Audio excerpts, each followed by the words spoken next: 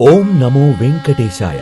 సహృదయులైన భక్తజనులారా, అన్నమాచార్య కీర్తన ఏటి జలపాతంలా మనసును చల్లగా తాకుతుంది. ఈ సంక్రాంతికి ప్రముఖ ఆధ్యాత్మికవేత్త తిరుమల వెంకటేశ్వరుని ఆస్థాన గాయని కొండవీటి జ్యోతిర్మయి గారు మన ఒంగోల్లో ఆ అన్నమయ్య కీర్తనలను పాడుతూ తన గాత్రంతో మంత్రముగ్ధులను చేస్తుంది. మన శాసనసభ సభ్యులు దామచర్ల జనార్దన్ గారు తిరుపతి లడ్డూలను మనకు అందించి దేవదేవుడు వెంకటేశ్వరుని చిరు చిత్రాన్ని మన ఇంటికి అందించాలనే ఆశయంతో ఉన్నారు. మీరందరూ జనవరి 13న భోగి పండుగ నాడు సాయంత్రం 6 గంటలకు మినీ స్టేడియంకు విచ్చేయండి. అందరూ ఆనందిద్దాం. అన్నమయ్యకు వందనం. ఆ కీర్తనలతో తరిద్దాం అందరం. జనవరి 13వ తారీఖు సాయంత్రం భోగి పండుగ నాడు ఒంగోలులోని మినీ స్టేడియం వద్ద ఆ కలియుగ దైవం వెంకటేశ్వర స్వామి కీర్తనలతో, గోవింద నామాలతో ఈ సంక్రాంతిని మరింత ఆధ్యాత్మికతతో జరుపుకుందాం. అందరూ ఆహ్వానితులే. ఒంగోలు లాయర్పేటలోని మాజీ మంత్రి సిద్ధా రాఘవరావు నివాసంలో భోగి వేడుకలు ఘనంగా జరిగాయి. ఈ సందర్భంగా మాజీ మంత్రి సిద్ధా రాఘవరావు, లక్ష్మీ పద్మావతి దంపతులు, వారి అల్లుడు మన్యం ఫణికుమార్ దంపతులు సంప్రదాయ పద్ధతిలో భోగి మంటలు వేసి అగ్నిదేవునికి, సూర్య భగవానునికి నమస్కారం చేసుకున్నారు. గంగిరెద్దుల వారికి వస్త్రాలు సమర్పించారు. రాష్ట్ర ప్రజలకు సంక్రాంతి శుభాకాంక్షలు తెలుపుతూ సంక్రాంతి పండుగ అందరికీ శుభం కలిగించాలని, పాడి పంటలు అష్టైశ్వర్యాలు భోగభాగ్యాలతో సుఖ సంతోషాలతో ఉండాలని భగవంతుణ్ణి ప్రార్థిస్తున్నట్లు మాజీ మంత్రి సిద్ధా రాఘవరావు తెలిపారు. నూతన సంవత్సరం సంక్రాంతి పండుగ ప్రతి ఒక్కరి జీవితాలలో కొత్త వెలుగులు నింపాలని కోరుకున్నట్లు మాజీ మంత్రి సిద్ధా రాఘవరావు, లక్ష్మీ పద్మావతి దంపతులు ఆకాంక్షించారు.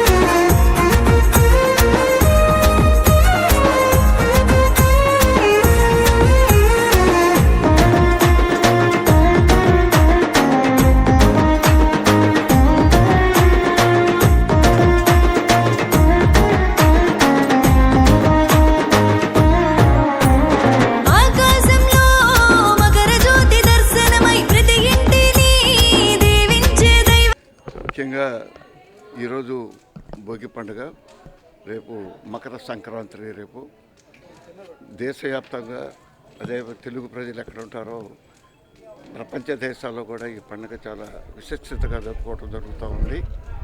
ఈ కార్యక్రమంలో భారతదేశంలో ఉన్న ప్రతి ఒక్కళ్ళు కూడా ఎక్కడికెక్కడ పక్క రాష్ట్రాలు కానీ ఇంటి సొంత గ్రామాలకు రావటం గత 4 రోజుల నుంచి మనం పేపర్లో కూడా చూస్తూ ఉన్నాం.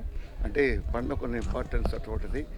అందువల్ల భగవంతుడి ఆశీస్సులతో పాడి పంటలన్నీ కూడా సక్రమంగా ఉండాలని ఈ రాష్ట్ర ప్రజానీకానికి, ప్రకాశం జిల్లా ప్రజానీకానికి అందరూ కూడా సంక్రాంతి శుభాకాంక్షలు తెలియపరుస్తున్నాం. ఈ సంక్రాంతి శుభాకాంక్షలు తెలియజేసిన అందరికీ కూడా ఈరోజు భోగి, సంక్రాంతి, కనుమ ఈ 3 రోజులు కూడా మన తెలుగు ప్రజలందరూ కూడా చాలా విశేషంగా జరుపుకుంటారు. ఎందుకంటే ఎక్కడెక్కడ ఉన్న వాళ్ళందరూ కూడా ఈరోజు ఈ సంక్రాంతి పండుగ అంటే మనకి పాడి పంటంతా కూడా చక్కగా చేతికొచ్చి మరి అందరి దగ్గర, రైతులందరి దగ్గర కూడా కొంచెం వాళ్ళకి ఏ ఇబ్బంది లేకుండా సంతోషంగా డబ్బు సమకూరుతుంది.